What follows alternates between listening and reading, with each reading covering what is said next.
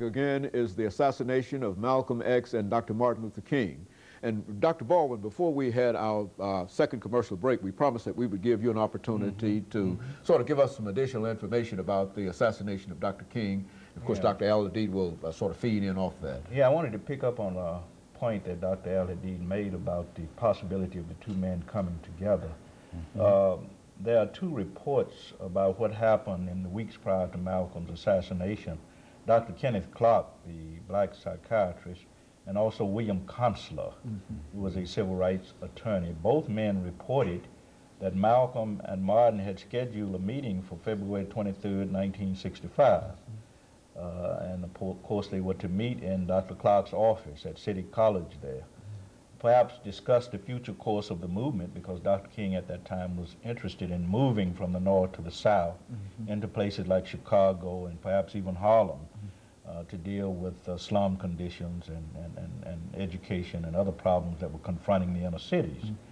As Dr. AAl-Hadid pointed out, Malcolm was assassinated on February 21st, 1965, 2 days before that scheduled meeting. And one wonders what would have happened had they had the chance to really meet and talk and to sort of map strategy for the future. I think that too had some influence on the assassination, certainly of Malcolm X, because the meeting was planned about 2 weeks in advance of the assassination. And of course, there was no way that the power elite could allow these two forces to come together in the struggle. I mentioned also before the break that about these two schools of thought on King's assassination. Now, in the early years, 1970, William Bradford Huey published a book called He Slew the Dreamer, and he advanced this lone assassin theory about James Earl Ray being the only assassin, and that theory has lasted up until now. Gerald Posner a couple of years ago published a book called Killing the Dream, where he advanced that same theory. But I think the prominent theory today is the conspiracy theory. Most of the scholars who deal with the assassination of Dr. King line up with that theory, arguing that that King's assassination resulted from a combination of forces from the intelligence community, organized crime, local police officials, and I tend to subscribe to that theory myself. You know, Dr. AAl-Hadid, Dr. Baldwin has indicated the violence associated with both these assassinations, but I think you also indicated during the break that this was also a period of the bloody 60s, in which not only are we dealing with the assassination of King and Malcolm, but we're also dealing with others. Speak to that issue. Yes, it was the decade of the assassination of Medgar Evers, Robert Kennedy, John F. Kennedy, and there were a lot of things going on abroad, too, in terms of assassination of leaders or overthrows of governments. King made a statement. He said that the bombs dropped in Vietnam explode in America in inflation and depression and economic injustice. And he also said that, that he'd come so far that he could not, at this point, segregate his morals, that justice is indivisible, that violence in Vietnam is morally wrong, and violence in America is also morally wrong. So I think that both men were moving toward an international interpretation and understanding of the problem.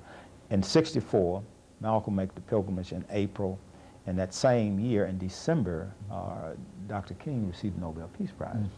So both of them were anointed as international statespersons. So when they came back into America, they had the power of that.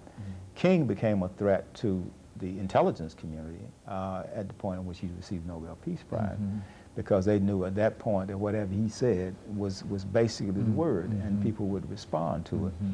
Another thing you have to understand, too, is that King, too, was shifting from race to class.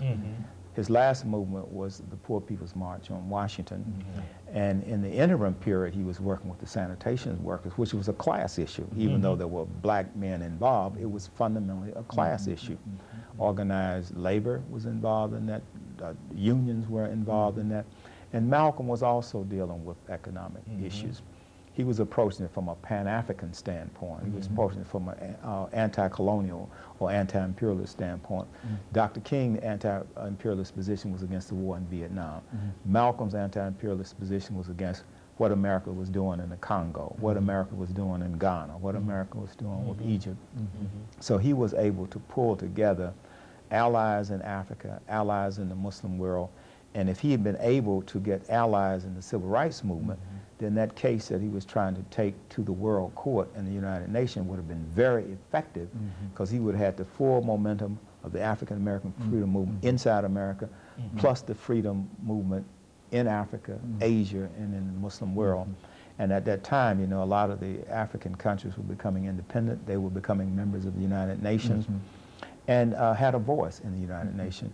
You also will remember that King met with Johnson, and Johnson advised him to go and talk with Ralph Bunche and Chief Goldberg in the United Nations. Bunche tried to discourage him from coming out against the war in Vietnam. Of course, he was inside the United Nations working on behalf of the United States. So it was a very exciting time to have lived through that period, to have been of age during that period of time. And I think that we learned a lot. But unfortunately, with the forces of reaction coming down, and once Nixon came into power and the conservative element started, and all this massive campaign to eliminate the movement, then I think we started regressing. And when the 70s came in, things was just unraveling and coming apart at that time, because you didn't have these leaders. One other point I want to make real quick, and that is J. Edgar Hoover, who had started out being against Marcus Garvey. Then he developed this theory that he wanted to stop the rise of a Messiah. And so getting rid of Malcolm, getting rid of Martin Luther King was based on this mystical idea that he had of stopping the rise of a Messiah. And that's really what his obsession was with Malcolm, Martin, and Garvey. And all of these individuals represented to him the possibility of a Moses rising up in modern day Egypt. Dr. Baldwin, over the last few minutes, let's have you to sort of say something in reference not only to these two assassinations, but in reference to where we can go from here to make our people much more sensitive in terms of what these individuals were able to accomplish and what they did for the movement entirely. I think in a sense with the assassination of King and Malcolm, the movement sort of turned the corner. Dr. AAl-Hadid made a comment that I think is important, because after the assassination of King, conservative political forces moved into power and tried in many cases to turn back the clock.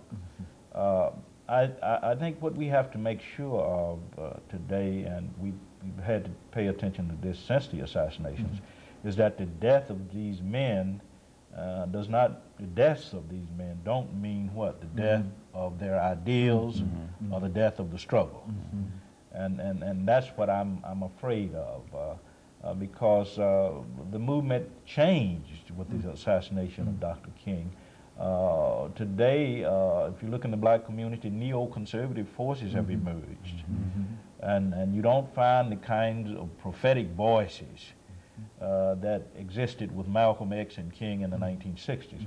We need to recapture that spirit of prophetic religion, of social activism that existed during that period, because we don't have it. We've become a part of the political processes in this country. Many of our major leaders are involved in those processes, some running for president.